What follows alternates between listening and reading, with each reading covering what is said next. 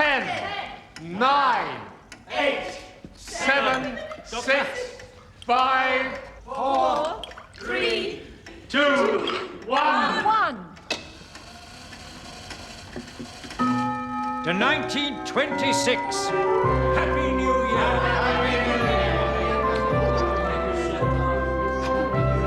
Now listen, everyone. Please. I've been a very fortunate man, especially to have friends like all of you. And not many people went to Australia and bought a farm over a copper seam. I have, at long last, persuaded Andrew to make a will, with my wife Sarah's help.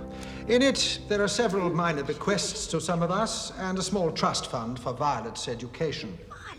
The main part of the estate, 75%, goes to the Ellingfort Medical Foundation. Oh, how splendid. Dr. Pritchard, of which you're chairman. It'll be used wisely, Andrew. If you ever die, that is. A lump sum of £2,000 held in trust until their 18th birthdays will be shared between Peter Baker and Robert Sidaway. Oh, that's so kind of you, Andrew. I think you know how fond I am of your son. And there'll be men soon with all the responsibility that entails. And I'd like them to have a secure future. What about Violet? What about Violet? Well, she is your ward, Andrew. You dote on her, but you've left her nothing. Sarah, shh. Yes, but she'll marry someone like Robert or Peter. She's a woman, for heaven's sake. My God, Andrew. You had to stop yourself saying only a woman.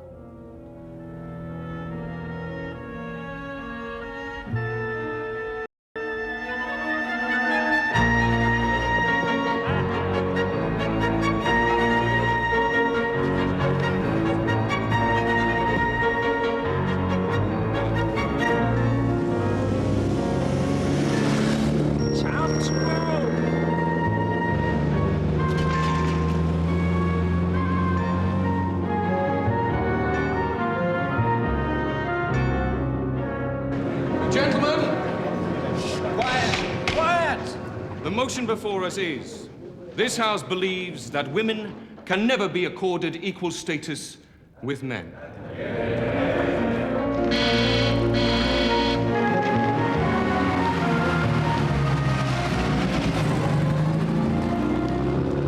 I call upon Mr. Andrew Marsh, a former president of the Union, to propose the motion.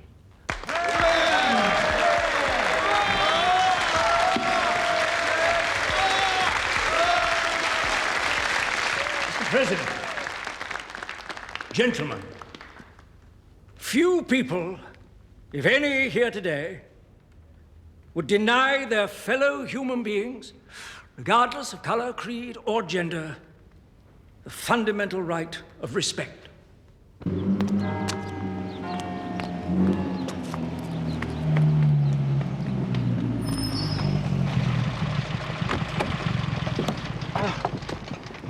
Monsieur Poirot, it's lovely to see you again, but we did say 7 o'clock.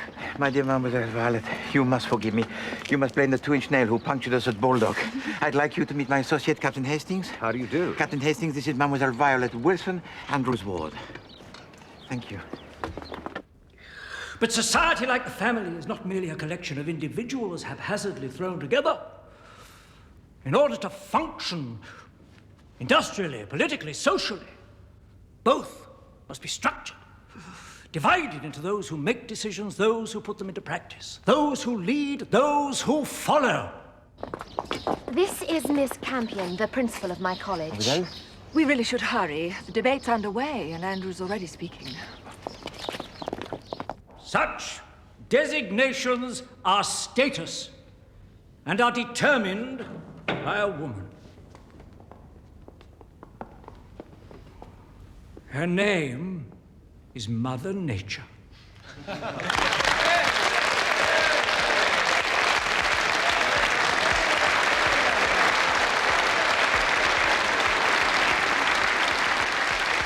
Gentlemen, I now call upon Mr. Robert Sidaway to oppose the motion.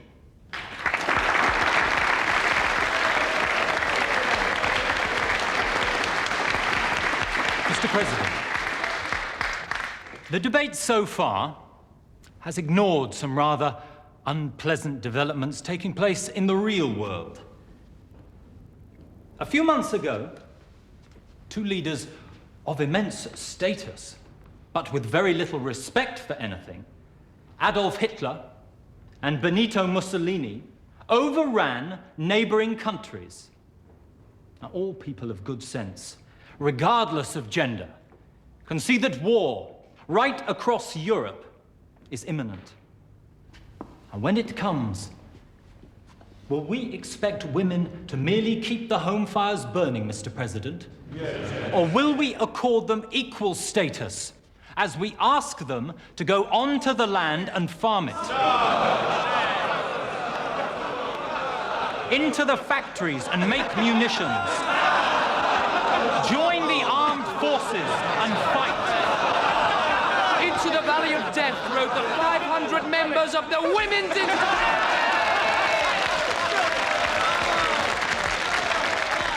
If you'll let us work and die for our country, why won't you let us join the Union? Or, God forbid, let us speak in a debate. I will not allow interruptions from the gallery. If it persists, I shall have it clear. Perhaps you're frightened we'll start talking sense.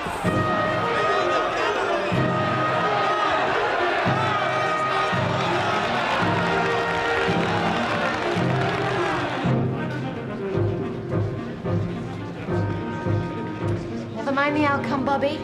You spoke well. So did Andrew, once you ignored what he actually said. Congratulations, sir. A worthy victory. Pity the press won't cover the debate, Robert. I can see tomorrow's headlines now. New woman heckles hecklers at Cambridge Union. Poirot, how are you? Andrew, my dear friend, I missed your speech. Please forgive me. Oh, but you've heard the gist of it many times before. Starting back as far as the Cavendish Clinic. Oh, mon Dieu. In such adversity are born the lasting friendships, n'est-ce pas? We were there, Hastings, for the mutual pulling of the wisdom teeth, huh? It was not a pretty sight.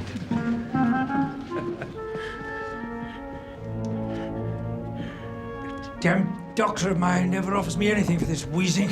Perhaps because you tell him it does not bother you. Blasty man can see it does, surely. Uncle Andrew's had a wonky heart for years. It leaves him short of breath, though not of voice. This room is a place most industrious. Do you not agree, Hastings? Certainly is. I run a magazine, monsieur, called New Prospects. I'm hoping to expand it once I graduate. Merci. Do you have any money? Oh, Violet. If you won't invest, Uncle Andrew, I understand that. But somebody will. Have you tried one of the banks, Mademoiselle Violet? Were I a man, they would give me a loan tomorrow. Well, I told you the reason for that. Women in business are just begging to be taken advantage of. Right, Hastings? Can't say I really know any women. Oh, in business, that is. Point proved. Motion carried. 3 against 1, eh, Poirot? No, mon ami. 2 against 2. Look, I know you've booked into an hotel, Poirot, but why don't you join us for a few days at Crabtree? Come over tomorrow for lunch. We should be delighted.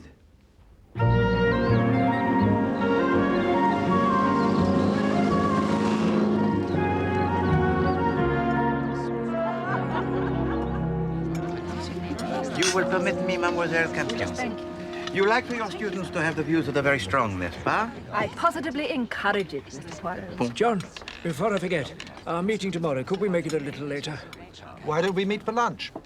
My office at 12:30. Affects you, Martin. I'm afraid I'm changing my will. It's your money, Andrew. Is Violet to be mentioned in your new will, sir? Setting aside your impertinence, Robert, I could have sworn the debate was over. Perhaps you feel I didn't win it convincingly. I'm sure he meant no harm, Andrew. You don't merely encourage the young Phillida, you overindulge them. I apologize, sir. Robert? I'll talk to him, Mrs. Sidaway. Robert! Sarah, will you please not fuss? Robert! Robert, wait! I'm sorry, Violet. But just because he won a stupid debate doesn't make his attitude right. Look, he is what he is, Bobby. And we'll never change him. And I'm not sure that I want to.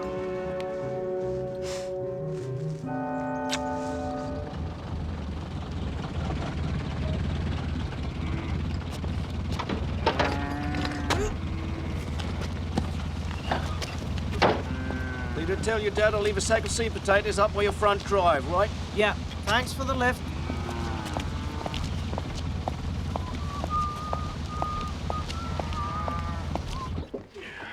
Andrew, it's been marvelous, but I've quite an afternoon ahead of me. Look, I'm sorry I was rough on Bobby. I'll straighten things out with him later. Before I go, Andrew, I'd like to give you the once-over. Oh, good God, man. Fuss, fuss, fuss. You've had a couple of strenuous days. Now, jacket off and sleeves up. Mrs. Sidaway, would you be so kind as to bring my stethoscope through to the library? My bag's in the hall.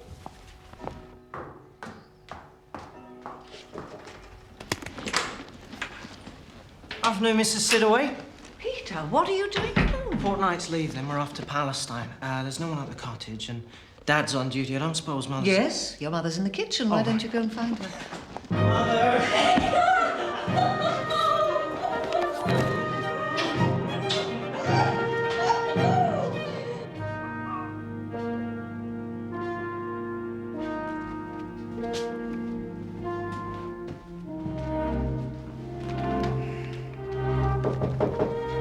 Entrez.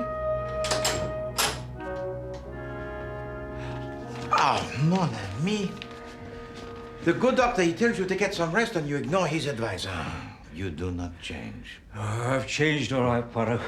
You'll think me an old hypocrite, I'm afraid. Saying one thing, doing another. I should not dream of such a thing, mon ami. Please to sit. Even though, after all the things I've said about my health over the years, never taking anyone's advice, well... my specialist tells me Oh, damn it, I'm not afraid of it. I'm just afraid of upsetting others. He tells you that your life draws to its close? Diable. You know, 10 years ago, I made a will. I have, at long last, persuaded Andrew to make a will. In it, I left several small bequests. In it? £250 to my lawyer, John Sidaway, and his wife, Sarah. To Miss Campion? Philida Campion received £500, which she immediately pledged to her college for improvements. My housekeeper, Margaret Baker, and her husband, Walter, the local police sergeant, were already provided for by an earlier endowment. Their son, Peter Baker, and young Robert Sidaway were left £1,000 each to give them a start in life. Ellen Fort. But I left the bulk of my fortune to Dr. Pritchard, as chairman of the Ellen Fort Medical Foundation. If you ever die, that is. There was some consternation that night that I had excluded Violet from my will. But tomorrow I'm going to put that right. I intend to write a new will, leaving everything to Violet. Truth is, I've been so proud of her achievements at Cambridge over the past 3 years. She deserves it. I'd like you to be executor of that will, Poirot. Say it for me. But of course. Why this urgency? Who the hell is that at this time of night? Look, we'll talk more tomorrow. Oui, bien sûr. Good night. Bonne nuit, cher ami.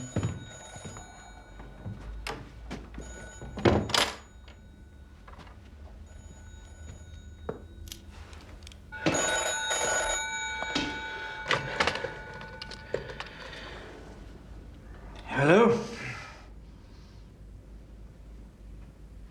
What, now?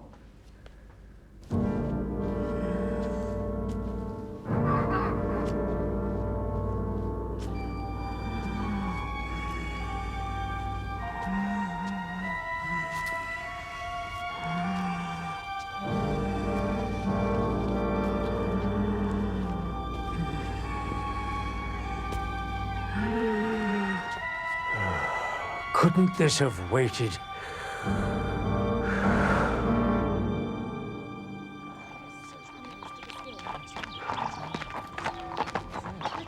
morning, Poirot. Good morning, Hastings. Bonjour, mademoiselle. What do you think of Samson? I think that he is large and you should take care, Hastings. We'll join you for breakfast, Monsieur Poirot.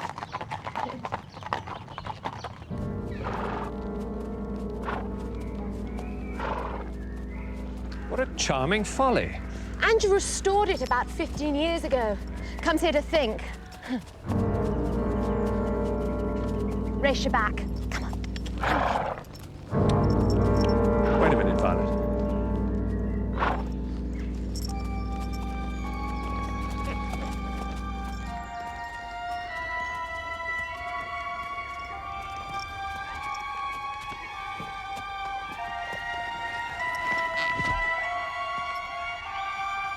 Andrew?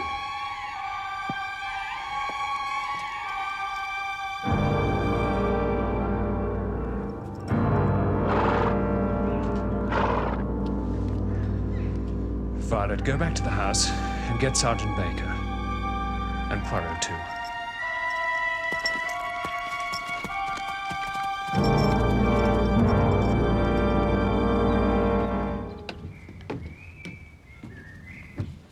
Sergeant Baker, you permit that I make a search? My men have done that, sir. Found nothing. Perhaps a post-mortem will tell us more. There's no call for a post-mortem. I've examined the body. Andrew died about 8 hours ago. I'll give you the death certificate.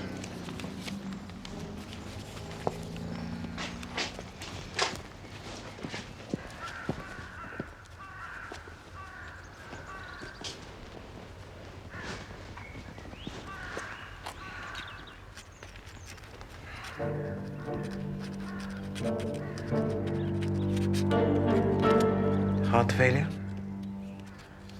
What's wrong with that? It says nothing. I've yet to see a corpse whose heart still beats. Poirot, the leading heart specialist in London would tell you that Andrew... His illness and I were well acquainted, Monsieur le Docteur. It's a bit odd to be walking around here in the middle of the night, though, don't you think? He often had a late stroll, Captain. Helped him to sleep. There you are, Walter.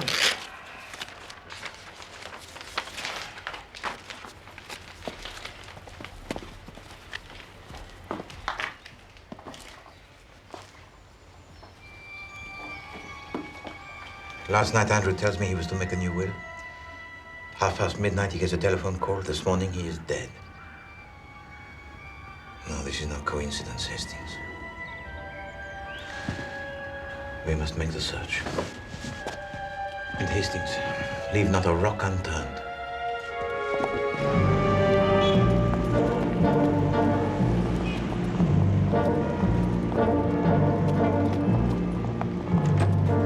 As you know, Monsieur Poirot, it's not usual to read a will before the funeral. But in this case, I've made an exception, hoping to dispel your fears concerning Andrew's death. Thank you. Ladies and gentlemen, perhaps we should be seated.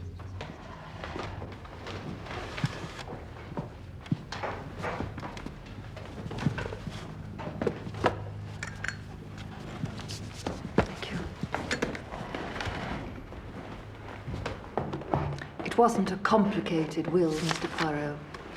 We were all present at the witnessing 10 years ago now.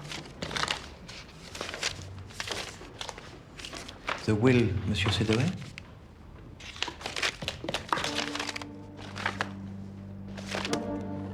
Doesn't appear to be here. Don't be absurd, dear. It must be. That'll be there somewhere, sir. Just a matter of finding it.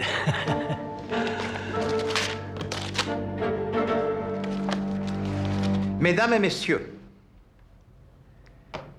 Andrew Marsh was a good friend to all of us here in this room, and yet it seems that you wish his death to pass unquestioned. Not all of us, Mr. Poirot. And now we have the disappearing will, and still you do nothing, Sergeant.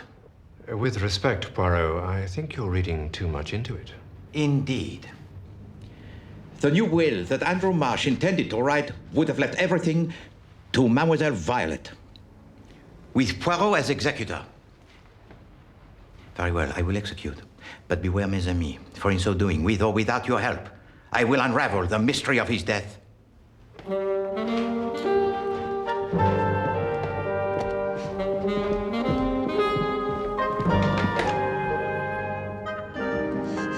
intolerable, Hastings. We are dealing with a close-knit community where the business of each is known to all, except to Poirot. Yet. Just a second, Poirot. That missing will could be a godsend. It'll mean Andrew died intestate. Thank you for that note of optimism, Hastings. But all you have to do is tell the probate court that Andrew wanted Violet to have everything. And you think that they will accept that? The wishes of Andrew Marsh, told to me in confidence, without any witnesses? I see. Poirot, I wonder if I might have a word. Santé. Good health.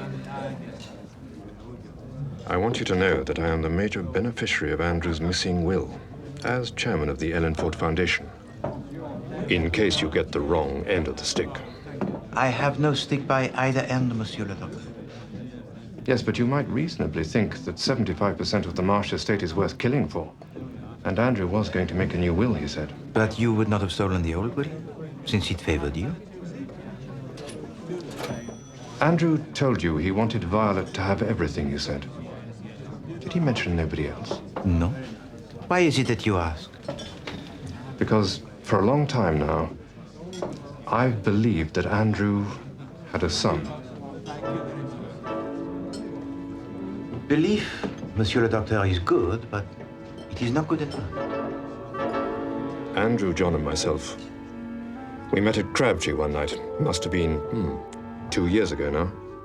Sarah was away, and Robert had just been accepted at Cambridge. His father was full of it, bursting with pride. To Robert. To Robert. To Robert. Robert. Thank you. Very happy for you, John. Oh, forgive me, both of you. I rattle on as if you fellows had sons to be proud of as well. What makes you think I don't understand your pride perfectly? You may be my solicitor, John, but you don't know everything about me. Does he, Maggie? Andrew Marsh was always very fond of Margaret Baker. Maybe Peter is Andrew's son. I see. Doctor, I thank you. I have been stumbling around in the darkened room, and now you have switched on the light. You see how things go, Hastings? I believe that he was killed for his fortune, but the question still remains. Who would lay claim to it once he had died? Well, there's that son that Pritchard talks about. But then we only have his word that he exists. We find the son, mon ami. We also find the murderer. Soon we may have the word of Madame Margaret Baker. You can't ask a woman a question like that, Poirot. Not only can I, Hastings, I must. Met him in Australia, sir. Hired me as nanny to Violet, his business partner's child. When he came to England, he gave me the chance to come too. Which is where you met your husband, the Bobby of the village. Madame Baker, I truly wish to cause you no offense, but Monsieur Andrew Marsh, he admired you greatly, n'est-ce pas? Oh, yes. And you were also very fond of him. Yes. And perhaps it would be true to say that you did not work for him as the nanny to Mademoiselle Violet so much as to share in his life. Dad, I want to hear this. You're saying I might have a claim to his fortune, aren't you, Mr. Poirot? Be quiet. Dad, you always said Andrew had an eye for the ladies. Yes, well, in my case, he admired from afar. After we came back from Australia, Mr. Andrew was sent to fight in France. You were conceived while he was away. By the time Andrew got leave, Peter was 3 months old. So you worked as the nanny to Mademoiselle Violet while Monsieur Andrew, he was absent? Yes. Well, his other friends pulled their weight, of course. But Miss Campion's not much good with small children. Nor Mrs. Sidaway come to that, in spite of being a children's nurse. Ah. Thank you, madame. You've got some gall to go casting aspersions like that, Poirot. I have the gall, Sergeant Baker, because a man has been murdered and you refuse to investigate. Very well. The time has now come for me to go above your head.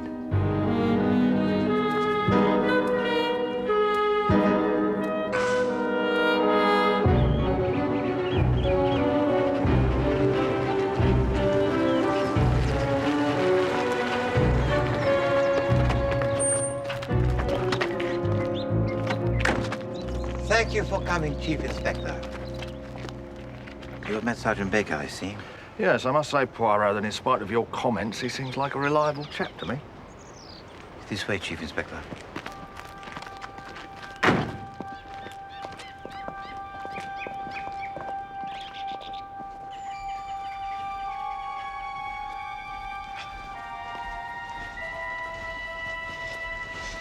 Monsieur Marsh was discovered here, Chief Inspector. No marks on the body? Nothing out of the ordinary found? Rien.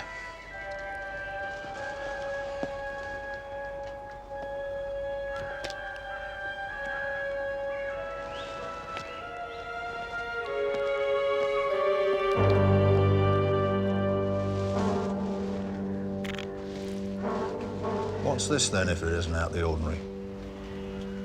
C'est incroyable. Looks like a medicine bottle to me. I myself searched this area, but meticulously. Must have missed it, Poirot. Any of the local quacks reported one of these missing? No, sir. Sorry, sir. We'll get onto it right away. I'll ask Dr. Pritchard. Pritchard? He's the chairman of the Ellingford Medical Foundation. Dr. Martin Pritchard. Listen, Poirot, don't tell people I'm in the neighborhood yet. I shall need to see the coroner's officer. I want a post-mortem. I want to know what was in this. Miss Campion, could you spare us a few moments? I am rather pressed for time, Robert. Please, Phillida. It's about my mother, Miss Campion. About me. About my father, too, I suppose. 2 years at King's and you still don't make any sense, my dear boy. Like so many before you. You won't laugh when you know the reason, Phillida. Robert needs your advice. I think Andrew Marsh was my father, Miss Campion. And you're asking me what you should do about it? Why didn't you ask Mr. Poirot?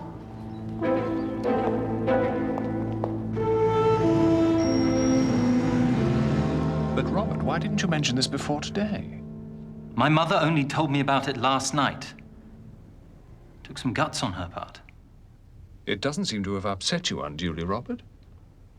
Well, after some thought, what difference does it make? Eh bien, Monsieur Robert, I will tell you the difference. In the will that is missing, you inherit a small fortune. If you can prove you are his son, you will inherit a vast one.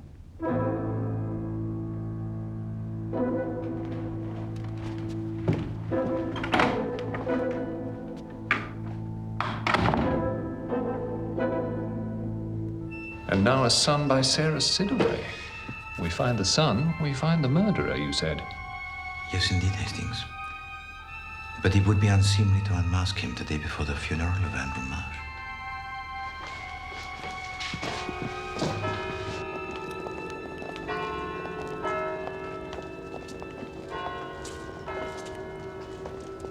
Man had a lot of friends, Poirot. What good are many friends, mon ami, when you have one bad enemy?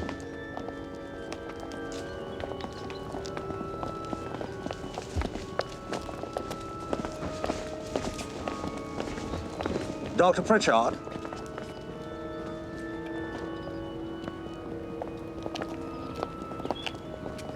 You look to be in the rudest of health, Chief Inspector. You have met before? Would you care to fill these gentlemen in, sir, or shall I?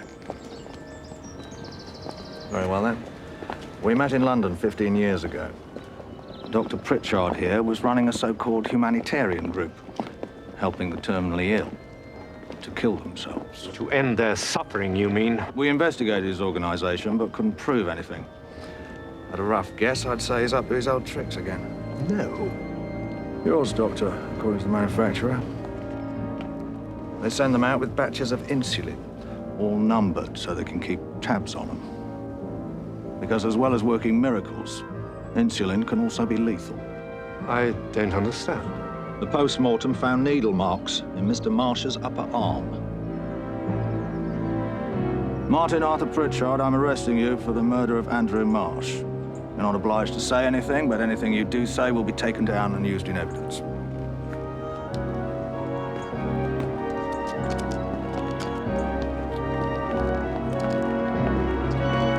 All things come to he who waits, Poirot.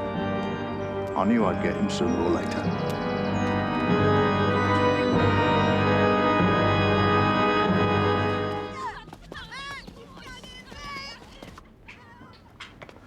Just because the solution to a crime is simple, Poirot, doesn't mean to say it's wrong. Pritchard killed Andrew Marsh. End of story. But why would he steal a will that favored him? No, Chief Inspector. Still, it has not been found, nor, I believe, will it ever be. Did you question other suspects? Did Sergeant Baker? Of course we didn't, because there weren't any. Robert Sidaway and Violet Wilson. Monsieur Poirot is expecting us. What about that telephone call, Chief Inspector? The one that Andrew received at gone midnight. Pritchard, of course. Honestly, you two, when you're backed into Miss a corner... Wilson and Mr. Sidaway. Monsieur Poirot, we thought you should be the first to know. We're going to America. Robert's going to forego his last year at King's, and there's a berth on the Queen Mary leaving on Tuesday. Mademoiselle Violet, Monsieur Robert, please to sit.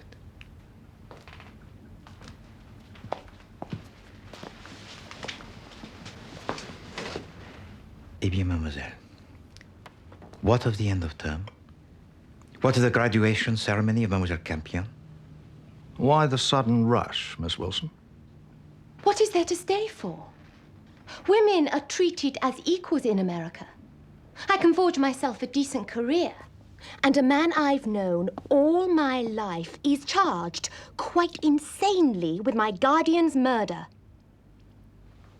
Mademoiselle Violet, your late guardian would not have wanted you to miss the graduation ceremony. I beg of you, before you finally make up your mind, to give Poirot a little more time. Please.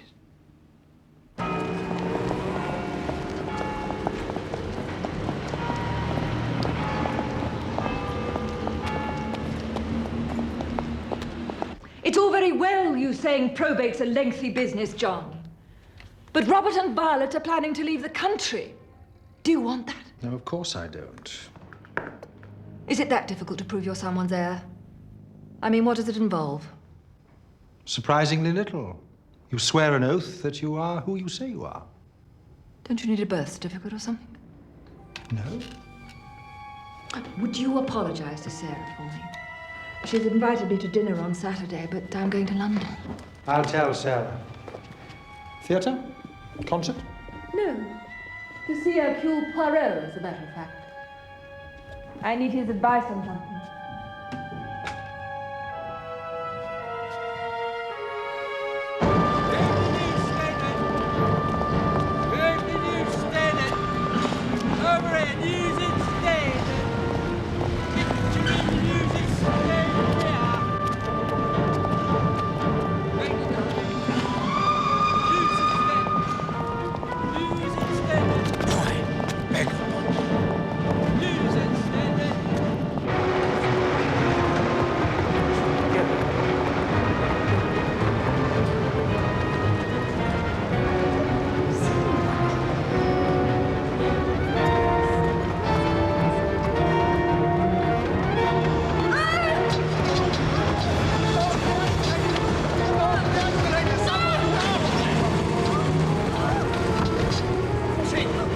Whoever pushed Mademoiselle Campion down the moving stairs, it was not Dr. Pritchard. He is in your custody. Yes, well, we don't know that anyone pushed her yet. But he is not the murderer, Chief Inspector. The murderer is still at large. Well, we obviously got her here pretty quickly. At least we know she survived. You nurse? Please. I shall need to speak to Miss Campion as soon as possible. Well, you can't. She's concussed. Very nasty fall, gentlemen. Legs broken in 2 places. She will recover soon. I think you'll find Mrs. Campion's made of pretty strong stuff. She's a miss, Doctor. Miss Campion. You called her Mrs. You know her well? Well, No, but we know she's not married.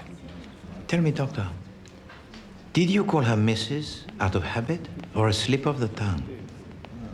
Look, I'm sorry, I didn't mean to speak out of turn, but... If there's something you know, Doctor, it's your duty to tell us. Miss Campion has had a baby at some time in her life.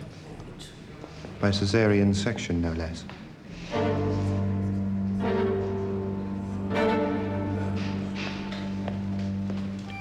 Miss Lemon, I have a task for you.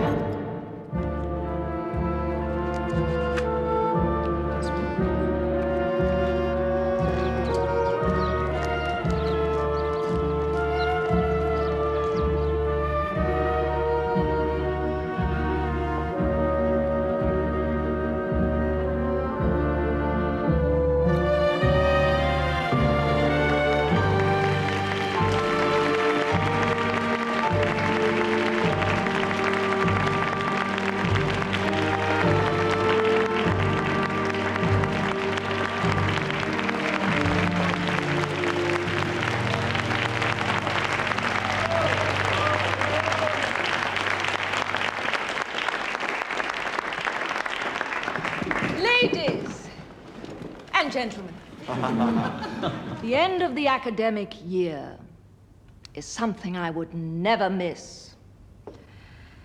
Although this time it was a close-run thing. As you know, this is always an informal occasion, because while the university here at Cambridge acknowledges the hard work of its male students, it doesn't yet see fit to hold a degree ceremony for women. So I hold my own.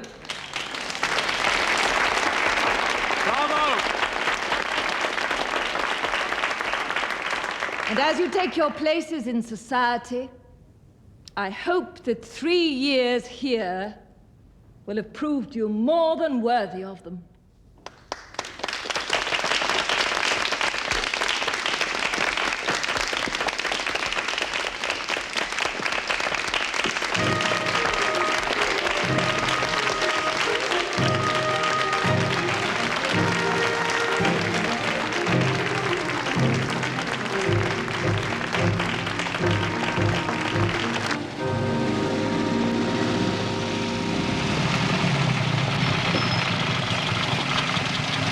Thank you, Hastings.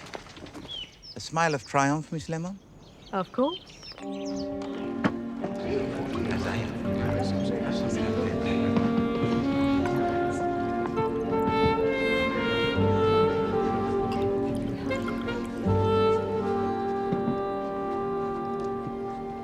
Mesdames et Messieurs, to begin, I think it is fitting that we should make a toast to our dear late friend, Monsieur Andrew Marsh. Andrew Marsh.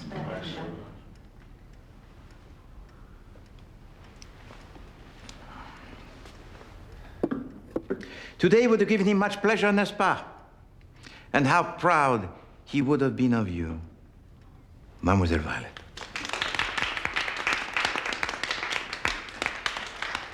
However, there is someone in this room who denied to him this pleasure. You mean his murderer's here?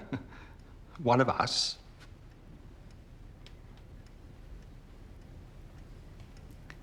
On the night that he died, Monsieur Andrew Marsh asked me to be the executor of a new will he would make. I believe that he was killed for that fortune, and that the old will was stolen and destroyed so that he would die intestate. So my duty, you see, it has been twofold.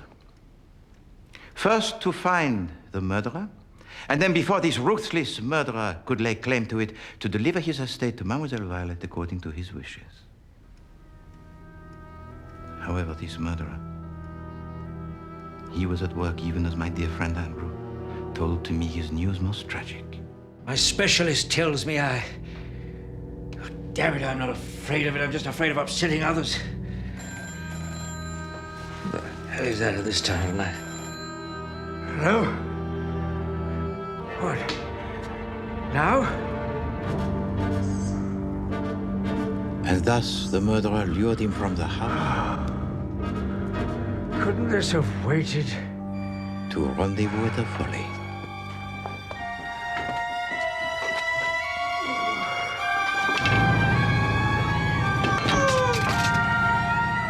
Here, our murderer administered a massive and fatal dose of insulin in a cowardly attack upon a man who was sick and weakened.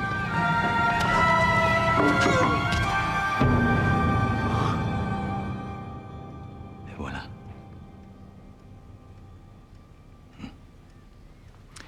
But then along comes Poirot, who says that this death is not a death that is natural. Oh no. It is a murder. So fearing for their own safety, the murderer pointed the finger toward Dr. Martin Pritchard by placing at the scene of the crime the file containing the insulin.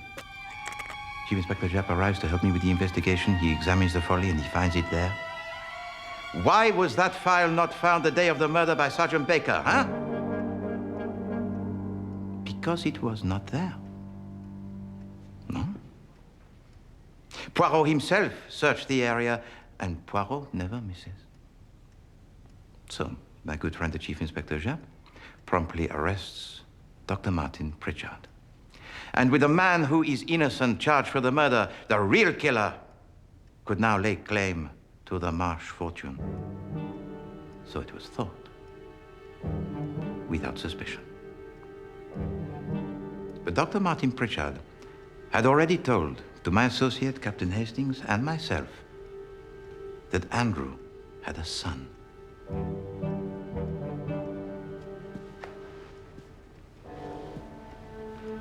Peter, perhaps? That doesn't mean say I'd kill him for it. Or you, Robert.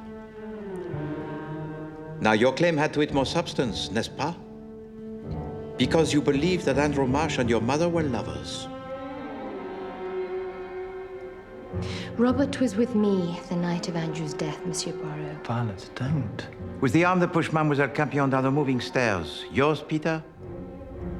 Yours, Robert?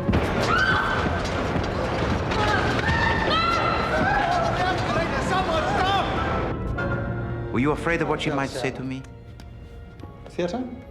Concert? No. To see Hercule Poirot, as a matter of fact.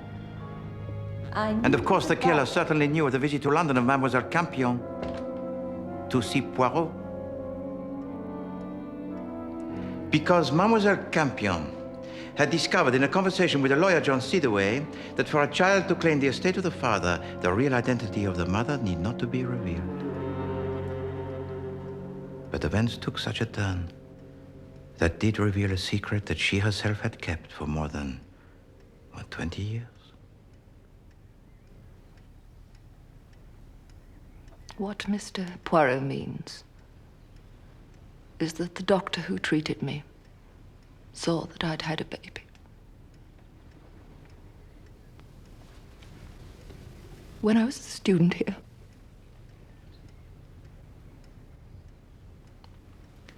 It was but a short step for my secretary, Miss Lemon, to discover the name of that baby. Please to read it, Miss Lemon.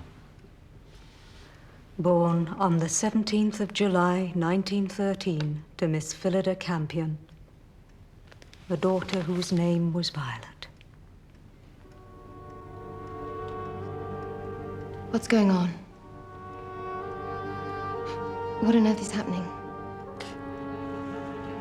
Was it necessary to pry into Phillida's past, Poirot? It's Andrew we're interested in. Yes, indeed. But during all this time, not once did we ask ourselves this question. Is this son that we seek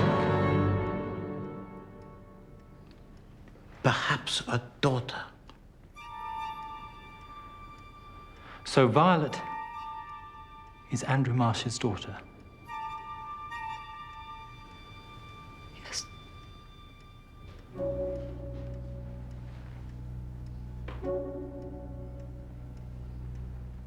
So, Monsieur Robert, why did you kill the father to Mademoiselle Violet? I didn't. I say you did, Monsieur! Why? You know that she loves you. You know that she wants you to go to America with her. Why then? He's just told you he didn't!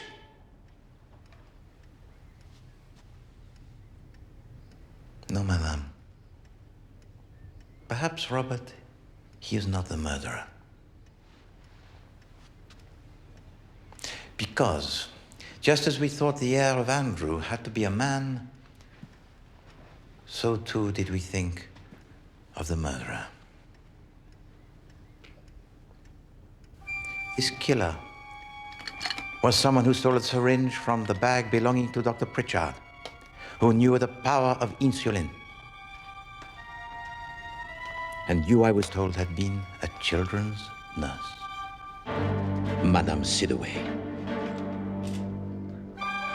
It was you who convinced Robert that he was the son of Andrew. It was Robert who told you of the visit of Mademoiselle Campion to London, where you followed her, where you pushed her down the moving stairs. Because you were afraid that at last she would reveal Mademoiselle Violet as the rightful heir. No.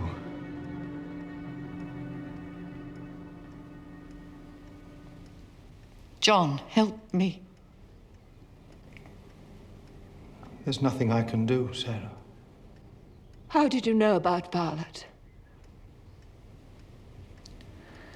I had a friend who worked in the clinic. I met her years later. There was so little we had to give Robert. But he was mentioned in a will, madame. And why did you steal and destroy it? Because I wanted him to have everything!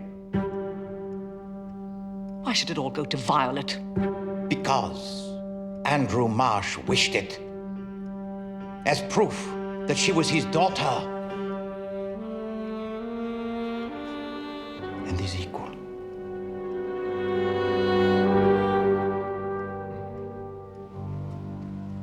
I think you'd better come along with me, Mrs. Sidaway.